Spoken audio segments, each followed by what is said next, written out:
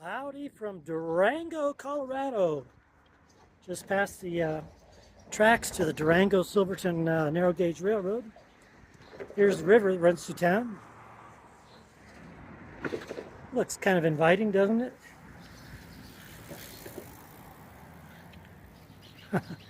How did I get to Durango, you ask? Well, see, where did I leave you off? I left you off in Mancos, right? So I got to Mancos, stayed there for a day, and then just ended up walking the road, the highway, a couple days into Durango.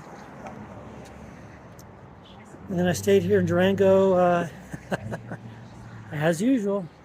I was going to stay 2 days. I ended up staying 3 days. So now I got a late start.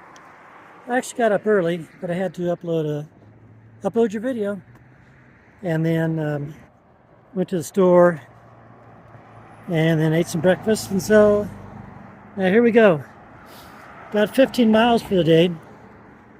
There's going to be a little plot of Forest Service land amongst a bunch of private land. So that's the goal to camp on tonight. And then tomorrow we'll go up to the trailhead of the Pine River Trail, which goes up into Weminuche Wilderness, and then up and over Weminuche Pass. And this will actually be a treat because right now we're actually crossing the route of the first walk. So it'll be interesting to go up Weminuche Wilderness and Weminuche Pass without any snow. I'll put you can see a photo of what it looked like when we were up there then. So that's the plan for the next couple days. And then up and over the pass. And then a couple days down into Creed. And then from Creed a couple days into South Fork. South Fork to Del Norte. Del Norte to Mosca. And Mosca to Great Sand Dunes National Park. And then up and over the Sangre de Cristos. And then through Walsenburg and then into Trinidad. And my goal, or my plan right now, is to just make Trinidad my next days off. So anyway, we're walking down 32nd Street right now. Gonna take a ride up here, and then a left onto Florida Road, basically following the Florida River. And then some random spot in the forest tonight. Well, it's been a slow go today. The sun was really hot. You have to stop out every 30, 45 minutes just to cool down. It's finally clouded over, but because of the slow pace, I'm going to probably roll into where I need to camp right about when it gets dark. So that'll be interesting. But while I'm at it, Durango's a nice little town. If you ever get a chance to get out there, it's got a nice little downtown. They got a good little bus system. I stayed in the hostel for 28 bucks a night. Not bad, huh? So I'm just heading up this road. Got to go around that way and up towards Vallecito, or Vallecito, however you pronounce it, Reservoir tomorrow.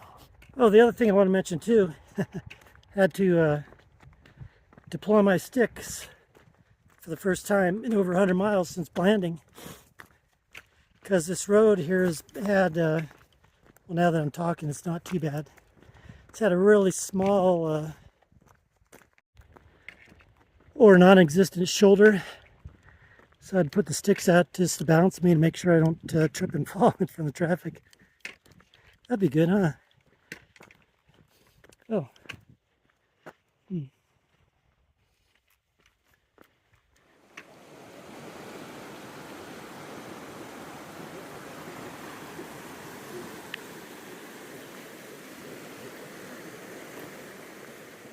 Good morning from Old Home Week. That's right. Successful stealth camp out here. It's a little square of forest land. There's houses surrounding the area here. But I call it Old Home Week because I camped right here in this spot back on the first walk in 2019. And look at this. I'm getting out of here before 7 o'clock. So we're going down this road here. I think it's 240. And then we're going to turn left, go up to Vallecito, and then the Pine River. So if everything goes according to plan, we might actually get to where we need to be by 3 o'clock. How about that? Of course, I always say that, and then I just dawdle along. And I haven't eaten breakfast yet, so I'm going to stop and eat breakfast alongside the road somewhere, and then lunch somewhere. Okay, let's go. Let's get move on.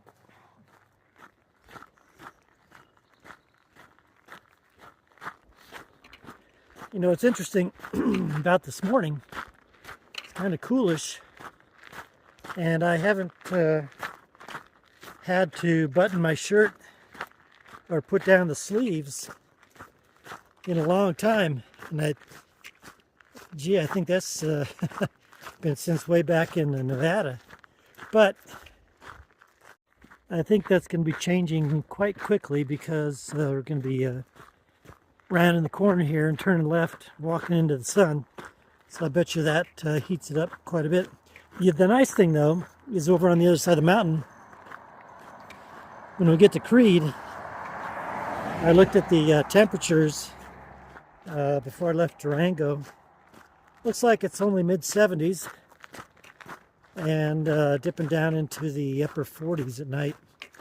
And however, the flip side to that is all this week coming going to be typical afternoon thunderstorms. So might have to contend with that. Got to take one thing with the other, right? I'm walking past this property here. It's for sale. But look at the sign they have. Odorless flowers? That's nonsense. It's always fun passing places where they put those kind of goofy signs out. You know, you usually see them associated with churches, where the churches put out some sort of kind of funny sign that kind of hooks people. But yeah, they're always fun. Well, I stopped at that Vallecito RV resort to have breakfast. I'm actually going over this dam for the Vallecito Reservoir. Anyway, I stopped there at the RV resort to make myself some breakfast. Then I ended up making myself some lunch as well. Then I ended up staying there basically all afternoon. It was in the shade of their pavilion, which was nice. So I got out of the heat of the day. Oh, I'm supposed to be up there. There's the dam right there, actually. And now clouds are building, and I got 11 miles to go, something like that. So instead of getting to my planned destination by what I say, 3 o'clock, I'll probably get there by 7. That's all right, right? You take one rest. You take a long rest at the end of the day or the beginning of the day, or the middle of the day. So about 11 miles to go. Just gonna be camping some random spot in the forest, and then tomorrow, hopefully, I can make it up 14 miles up the mountain. That's in the Weminuche Wilderness, and then the next day, hopefully, be able to make it. The final part of the way up the pass, the Weminuche Pass, and then down to one of the campgrounds over on the other side. And then it would be a 2-day walk to Creed, Colorado. So potentially getting me in there on Thursday. And then a couple days to South Fork. And then we'll see what happens after that. And then after, like I said, after South Fork, Del Norte, then San Luis Valley, Great Sand Dunes, the Sangre de Cristos, and then Gardner, Walsenburg, and then into Trinidad. So I still have a fairly good shot of making it to the Oklahoma border, even maybe a couple days ahead of my self-appointed deadline. Well, here's a good view of the lake. Probably can't hear me talk because of the wind.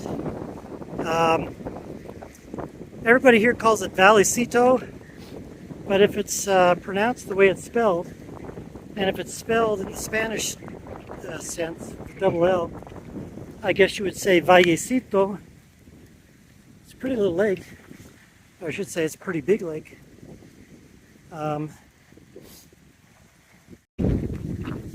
When I was there at the RV resort, I met a few people who were work campers there. So in exchange for a free site for the summer and a little stipend, they're working there during the summer. And I think I've told you this before, is the TV show, The Fugitive from the early 60s. Some of you probably remember it. Even as a kid, I always thought, gee, that would be kind of a nice life, you know? I mean, not what happened to him with his wife being murdered and him having to go over all creation trying to find the one-armed guy to clear his name. But I always thought it would be great.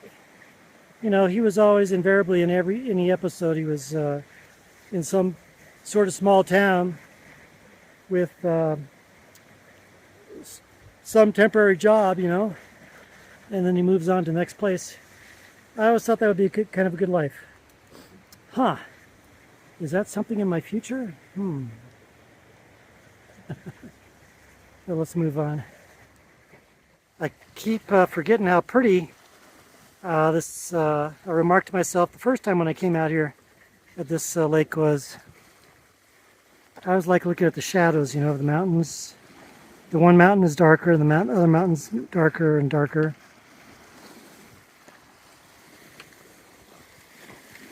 We're going over there and then get around the corner up to the Pine River.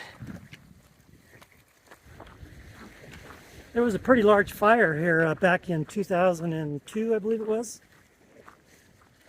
Burned a whole lot of the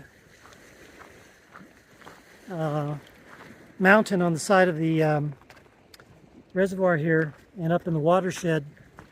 And then the ensuing mud flows the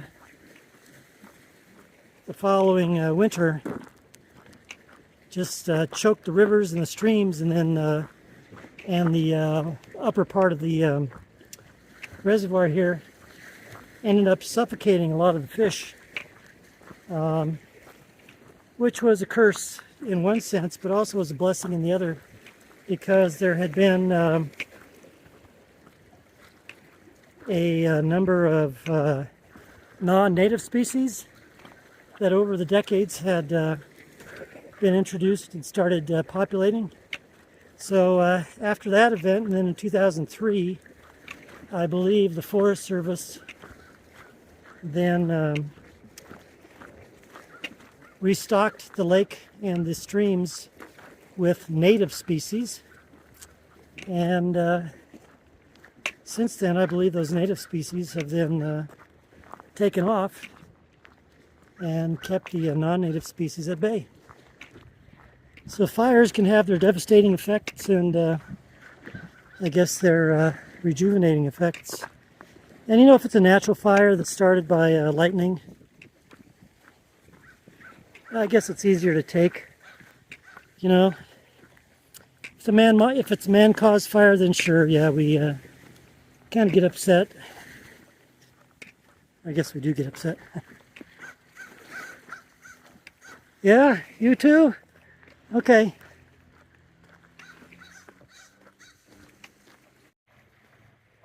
That's interesting. I've been looking at this lone tree all the while walking along the lake here. Lone tree all out in the middle of the water all by its lonesome. At first I thought, when I very first glanced at it from a distance, that it was maybe a kite border. Would that be right? A sail border? Actually, a sail border. And then I noticed it was stationary. I realized it's just a tree growing out of a high point on the lake. It's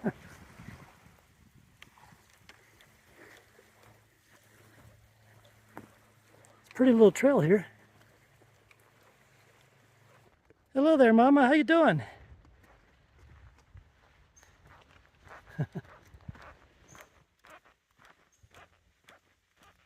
Just one lone cow and her calf.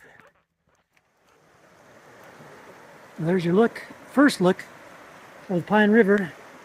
We're more or less following that all the way up to Weminuche Pass. Like I said, it's going to be interesting to see this whole place without snow. What's that? Sorry about that, I got cut off. That was Mark and Ellen. Howdy, Mark and Ellen. They're on kayaks in the river there. Just got talking. And just like that, we're here. I think it saved about 10 to 15 minutes. Thank you very much, Mark and Ellen. Every 10 to 15 minutes helps. Oh, wow. You want to see something impressive? Take a look at this. There's your first view of the Weminuche Wilderness. Yeah, look at that. Pretty impressive, huh? It was all snow covered last time I went through. Anyway, goes up and over that way. And then basically a straight shot. Let's see, I think it's about 21 miles to the pass. Or 22 from here. Maybe 23 from here.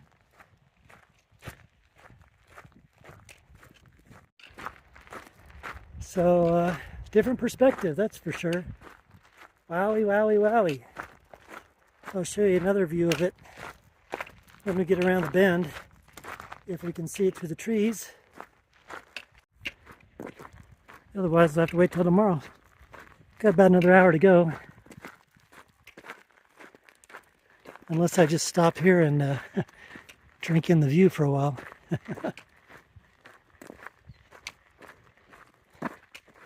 Well, we made it to Pine River Campground. It looks like there's some cars down there. Last time I was here on the first walk, that was the campsite right back there. And here, let's see if I can show you the wilderness from this angle here. So there you have it. Now I see those cars. It looks like they're just parked because they're up in the wilderness, not the campground. So there you go. That's where we're headed. And tonight, I'm not going to stay in this campground here. And you may be asking yourself, well, why not stay in a perfectly good campsite all by yourself? You've got to run the whole place. Well, and that's because, number one, the regulations state you need to have a hard-sided container for your food to stay in this campground, which is funny, you don't need it up in the wilderness area. So that's reason number one, I'm not carrying a hard-sided container for my food. And then reason number two, it's 20 bucks a night. So why pay $20 a night when you can just cowboy camp somewhere up in the wilderness here? So I'm going to go another mile and a half, 2 miles. And you may be asking yourself, why go so far? Well, the reason is because this has all been private property along the Pine River, and the private property still extends that far up until I get to the boundary of the National Forest, where I can then legally camp without stepping on anybody's toes. You know what I mean? So heading up there again, and the goal, I think I told you, 14 miles tomorrow. Looks like it's rugged, but it's for the most part a gentle, I think it's a gentle rise as I remember. And then it's 21 miles to the pass from here, and then 7 miles down to the first campground.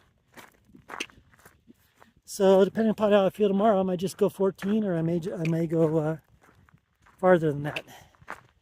In the meantime, though, I'm going to take a quick break, take a swig of water, and then continue on. I think that's the trail there. And we're off. And just immediately I have a prayer request. When I was signing in on the register there, a couple of deputies showed up, and from the sheriff's office. They're looking for a guy who's missing. A couple of his family members went up here to look for him. So you can keep in your prayers a guy named Doug. Hopefully he shows up, and that'd be good. Oh, we got some horses coming. Got some horses. Let's get up here so they don't get spooked. Well, there's a glimmer of hope. So if you just said a prayer, you know, prayer works outside of time. Those two horsemen said they saw him carrying a heavy load. They said he looked like he was kind of out of it. And then later on they saw the two ladies who had nothing, but they didn't put two and two together, I guess. So let's hope that Doug shows up. And let's hope the two ladies up here don't get stranded without anything. Because according to where the sheriff told me they were going, he was going, it's about a 10-mile hike. And it's up at elevation, so it can get kind of cool tonight if they don't have anything. Okay, update about 40 minutes later. I just came across Doug, and I came across the two ladies. So they've got about 1.7 miles to go to the trailhead. So one of the ladies is carrying his pack, and he said he just overexerted himself. So I gave him some extra water, and looks like all's well that ends well, so I guess the old axiom still rings true, right? PPP, prayer produces power. So never underestimate that, and take a look at this here. Got some yaks. Yickety yak, don't talk back. Yeah, those are, they gotta be yaks, right? We'll get close to this one here. Hi there. This guy's not even paying attention to me, he's just munching down. So take a look at this. Isn't this a yak? It's not a buffalo. Well, maybe it's a buffalo. That's a black buffalo. Ever heard of a black buffalo? Huh. Wowzers. For those of you complaining I'm getting too close, I'm behind the barbed wire fence. Huh. And there's some cows out there. That's not...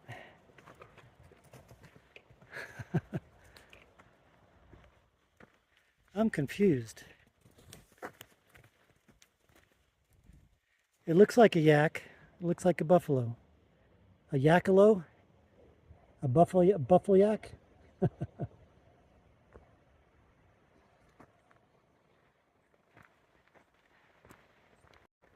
Well, now I'm really confused. But anyway, like I was saying, PPP, prayer produces power, right? So thanks for your prayers. Looks like Doug is all safe and sound, and so are the two ladies. Now I just have to find a random spot here and bed down for the night.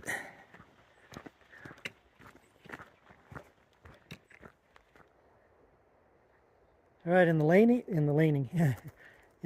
light, found a spot. It'll do for now.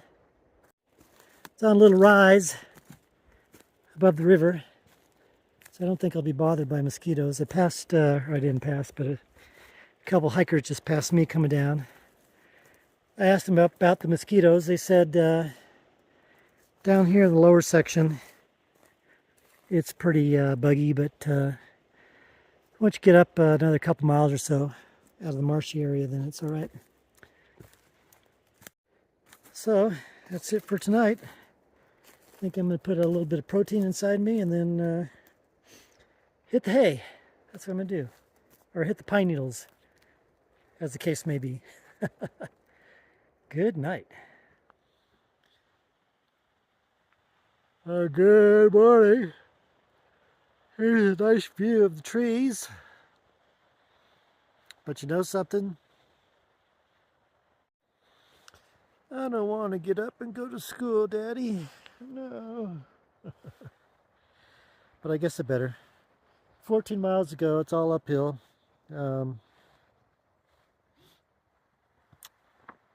What else can I say? Let's get up and get going.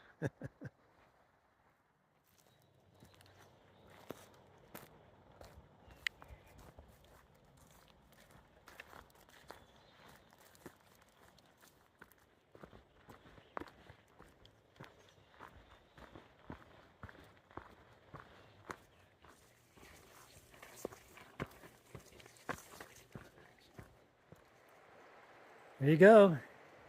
Los Pinos River, also known as the Pine River. Pretty, pretty, pretty.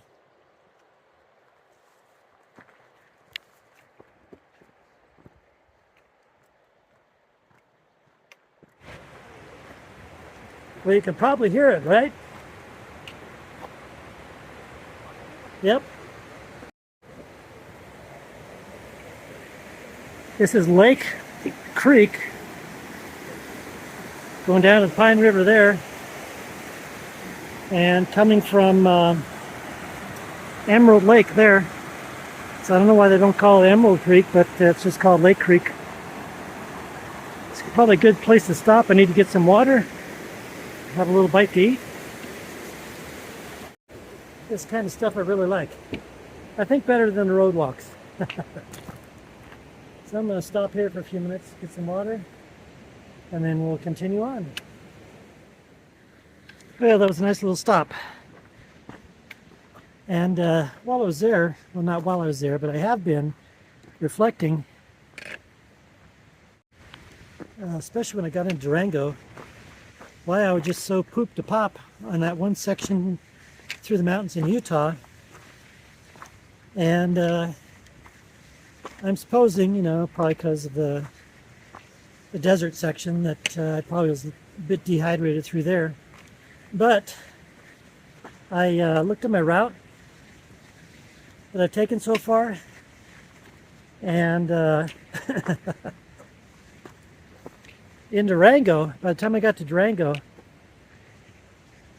I had already had almost 76,000 feet in elevation gain on the on this trip, and a little bit over 68,000 feet in descent. And now I've been feeling pretty good now since Durango, and even since Blanding. But once I get through this section here, up and over the pass into Creed, I will have had over 80,000 feet in elevation gain so far on this walk, and a little bit over 70,000 in descent. So I guess that can also explain things, right? How much elevation gain and descent do we typically have in our lives, if even in a given year, right? And this is just in the span of what, 4 months?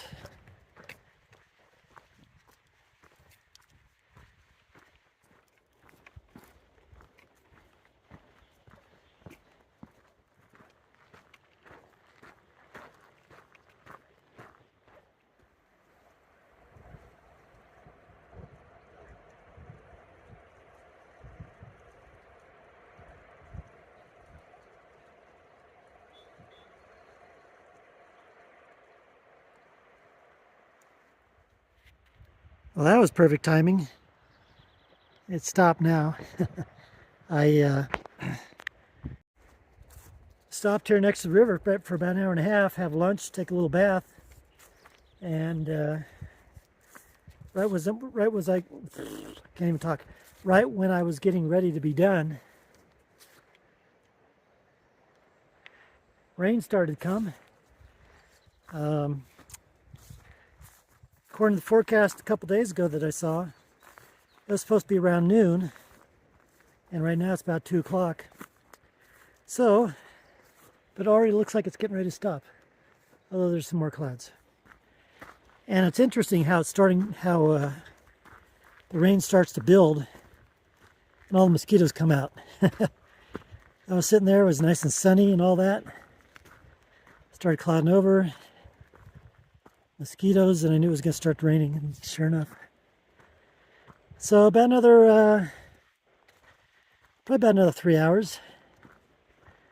So we should pull in around 5:30, 6 o'clock, unless I decide to go further.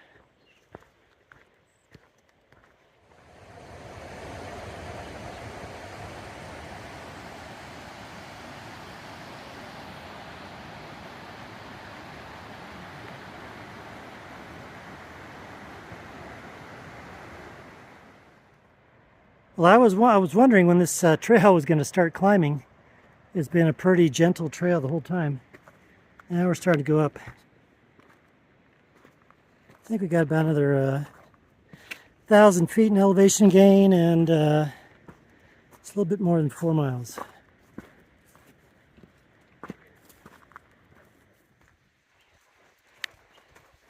Well, this is looking pretty familiar. If I recall correctly, on the first walk, after trying to cross Flint Creek, I came back, camped overnight here, and then tackled Flint Creek in the morning.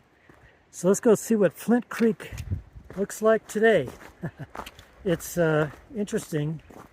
We're about, see, that was Memorial Day of 2018. That's when I went through there. Yeah. Now we're in the summer. Well, here it is. As I remember, let's do a side-by-side comparison here. As I remember, here's Flint Creek in the winter, or in 2019, and here it is now. All right, let's go for it. Yeah, I'd say that was easier than last time. Now, which way does the trail go? That way? Or that way? Let's go this way.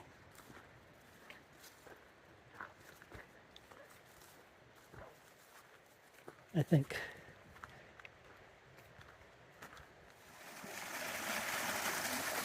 That's nice and luscious looking, huh? In fact, I'm gonna get some water here. Step over here. It's always nice getting that cool, clear water. But now, I'm getting belted by hail. Can you see that down there? It's let up a little bit. I'm gonna have a snow cone, I think. Yummy. Something about snow cones and hail. Tastes good. Maybe this will be the last hurrah before getting to camp, and then the clouds will part. We can sleep out under the stars again tonight.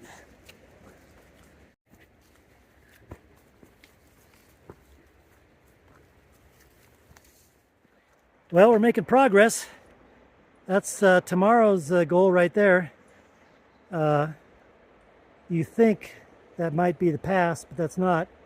But that's the low point leading to the pass. In fact, if I recall correctly, once you get over that, then it's pretty much gentle to the actual pass itself. And again, that's Weminuche Pass. My plan today, I'm almost there, about 2 miles. My plan today is, I think, about 7 miles short of the pass. 7.5. But depending upon the light and the trail, I might go an extra mile or so. And then it'll be still like a 14-mile, well, the plan right now is a 14-mile day tomorrow, but if I go shorter tomorrow by going longer today, yeah, then I might make it shorter tomorrow, or else go to a further campground. In the meantime, I'm going to collect some more hail so I can have another snow cone. Alright, that was my biggest scoop ever. Tasted good. I don't think there's going to be any more on the way. Yeah, there might.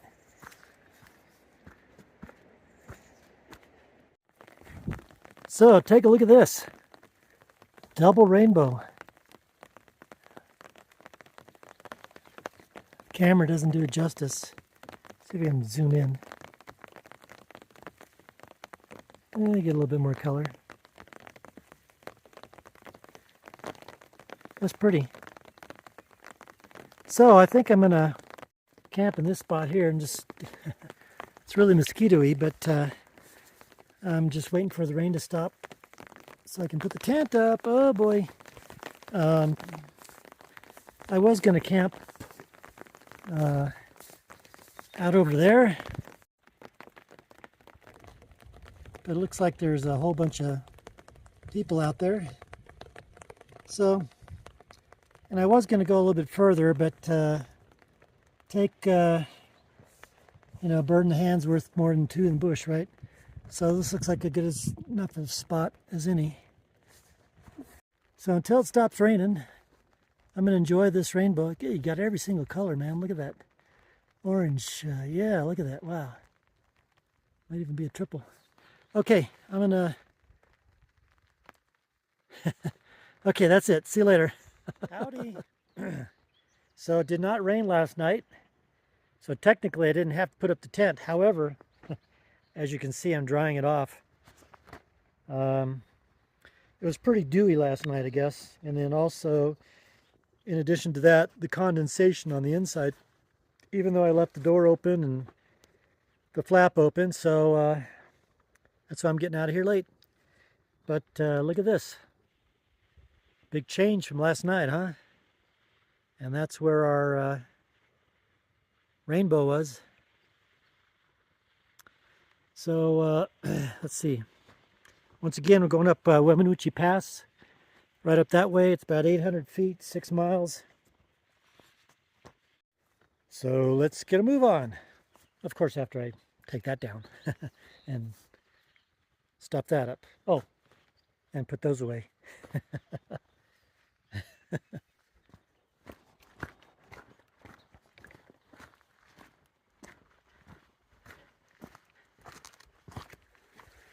Can you hear that?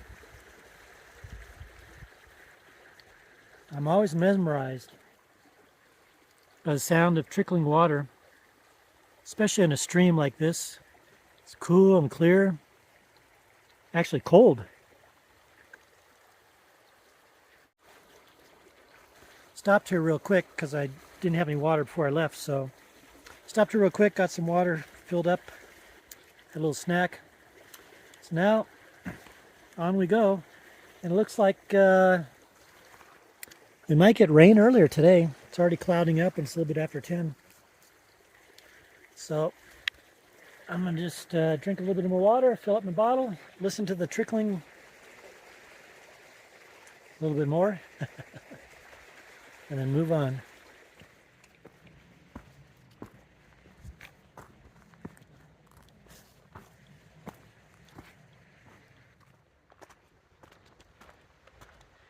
Boy, the difference in experience from when I was up here in 2019 on that first walk to now. I don't think I was. I don't think I was walking this. I think I was more down over there, just in the V of the valley, just tromping through the snow with the snowshoes, and basically I was just following the elk tracks and the occasional lynx track up to the pass. This looks like it's more following the contour of the mountain, and it's gaining its altitude much more quickly than the gradual gain that I recall from 2019.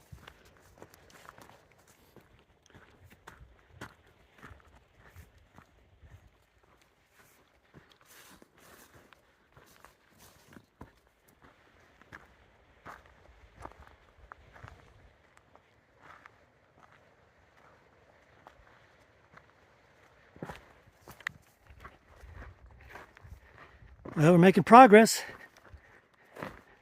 That's the pass right up there. I'm pretty sure that's it. I don't think it might level off and still go up a little bit. Now, as I think about it, I think that is a false pass. There's still a table up there where it rises gently before it gets to the pass. But this sure looks a whole lot different. Just imagine all this in the snow, you know? Man, tromping through all that, following the elk prints, and snowshoes, man.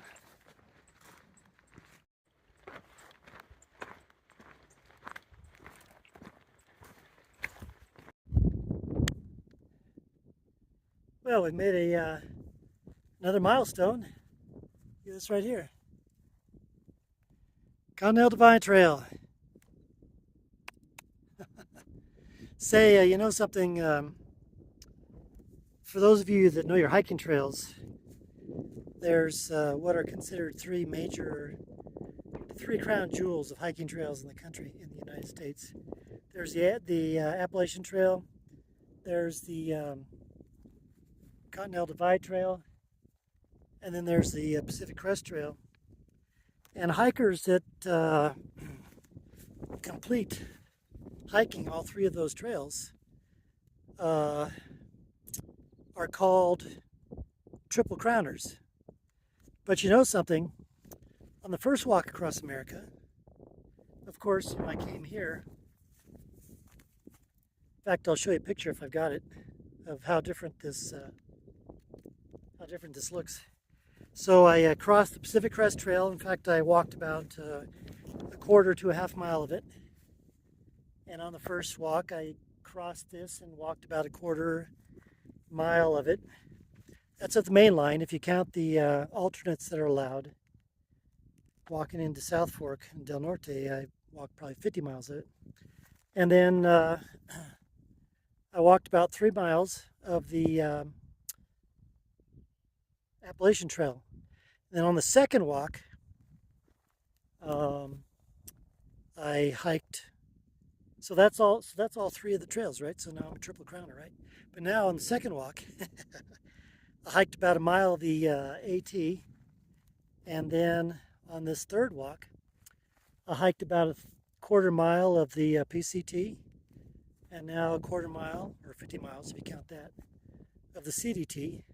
So now I've hiked all three of those trails twice, so maybe that makes me a double triple crowner? Is that how that works? Yeah? No? Anyway, speaking of milestones, the tops of those trees over there are Weminuche Pass. And we're just about there. So let's move it on.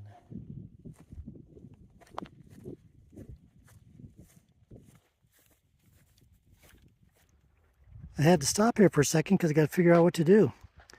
Can you see that? Let me get closer. Let me get closer. Get closer. You can't really tell what it is. All right. Well, that is a moose. And it was actually trotting over here. But my trail goes over this way, so I think we aren't going to meet. I think it'll be safe. Here he comes again. You see that? He's coming this way. It's a bull moose. Maybe I'll head on out. There's nothing here to protect me in case he decides to come and trample.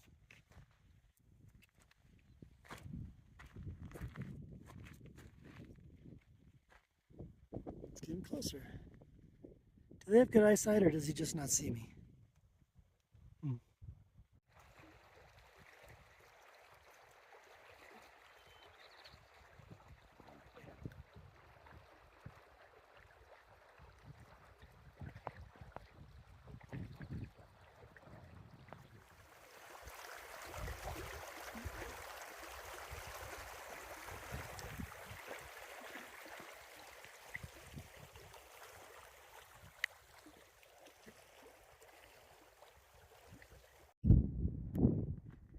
Well, fun stuff up here this afternoon. Not only that moose, but we're in someplace special right now. Do you see this little post? Yeah, that's a trail marker. But this is also the actual boundary of the Continental Divide. And then up that way there. So just think about this. Everything going that way flows into the eventually Colorado River, and then down to the Gulf of California, then out to the Pacific. Everything this way flows down out here into the Rio Grande River, and then eventually out into the Gulf of Mexico, and I guess you can say the Atlantic as well. And also when we cross the Sangre de Cristos next week sometime, everything on the west side of the Sangre de Cristos is going to flow into the Rio Grande, out to the Gulf of Mexico. Everything on the east side, well, some stuff on the east side will eventually flow into the Arkansas River, and then out to the Mississippi, and then out to the Gulf of Mexico. So we're standing on the Continental Divide. That's a pretty major milestone on this trip, actually. Finished all the mountains except for the Sangre de Cristos, and then for the most part it's going to be flat-ish. This is one of those times where I want to take a break and reflect for a bit.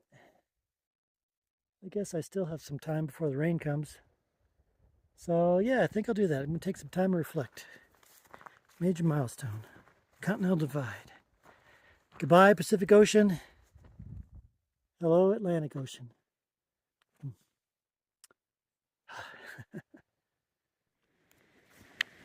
Okay, now let's stop for a bit. Here is our first evidence of water that's going to eventually end up in the Gulf of Mexico. This is Weminuche Creek, and we're more or less following it down the rest of the way of the mountain, down to the Rio Grande Reservoir and then the Rio Grande River. And you may be asking yourself, wait a minute, the Rio Grande River I associate with Texas and Mexico and the Texas-Mexico border. Well, that's right, but this was news to me too when I first came here. The Rio Grande River actually starts up here in Colorado. Huh. You know something would be interesting is wonder if I dropped something in here, if I could finish the walk, go back and get the ambulance, and then drive down the Rio Grande River and find the thing that I dropped as it's flowing through Texas. Don't think that'll happen? All right, anyway, our first job is to cross the Rio Grande. That's even, this even reminds me, I think I have a clip of it, when I crossed the Rio Grande when I was in Texas. And I crossed over to Mexico. Okay, I need two hands. Hold on a second. Okay, made it. And how appropriate as well, too, you know, another one of those nothing happens by chance type of things. Now, I've just made this major milestone, right? Continental Divide. And now, starting to thunder. And start getting some rain. Weather changes when you reach Continental Divide. You can tell I'm kind of excited, huh?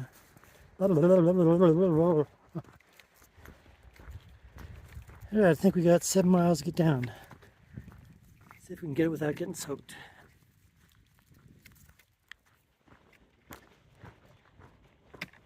Here's a pretty view. Going on the way down to the Rio Grande River.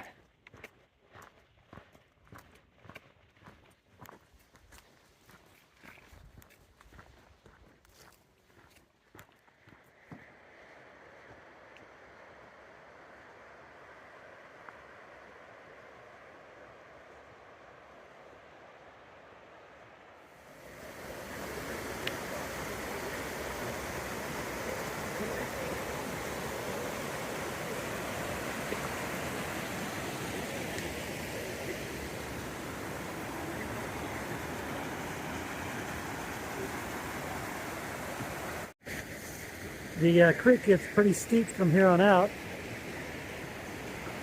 That'd certainly be a hard way to come.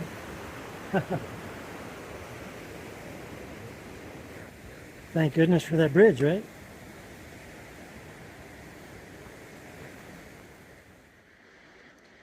And there's your first glimpse of the Rio Grande River. It's actually the Rio Grande Reservoir right now. But we should be seeing more of it in the couple days to come. Okay, pay attention here. A view looking up the reservoir. The water backs up here behind the dam, though. Don't know if you can tell, but it's got a lot of algae in it. I wonder how that portends for the river running down that way. I'm gonna have to be getting water out of it. Yes, I got a filter. Well, I got down to this campground here. It's a 30-mile campground. And walking by a little campsite, guy said, "Hey, what are you doing?" So I told him what I was doing. So I ended up, got a whole bunch of cookies, a couple iced teas. Thank you very much, guys. And they're getting ready to go out fishing. And they told me about a free dispersed campsite up here, so I'm going to go look for that. If it looks like it's to my liking, then I'll stay there. Otherwise, I'll go down the road a little bit. And the sky's been rumbling, tumbling. Got a little spit of rain while I was there with them. So, I guess I'll probably put the tent up again tonight, just in case. Well, I think I found a good enough spot. It's actually kind of a cozy little spot right underneath these trees here. I'd prefer not to use a tent. It looks like it's going to be clearing up, but it's still a little bit damp from this morning. And so instead of putting up the fly, I've got it out there drying out. And I'll just put it back in the bag here. I think there's going to be some mosquitoes here, so it's kind of a compromise, you know. I would typically just cowboy camp under here, especially with the thick growth. But oh well. Now, sometimes you might ask, well, how do you pick a site, or why do you do what you do? So this site I just picked because it's underneath the trees. It's flat. It's got a bed of pine needles. And what I like to do a lot of times too, if I can, is I'll orient it so that the sun is hitting me in the face in the morning, so it makes me get up. Although with the shade here, it's probably not going to matter much.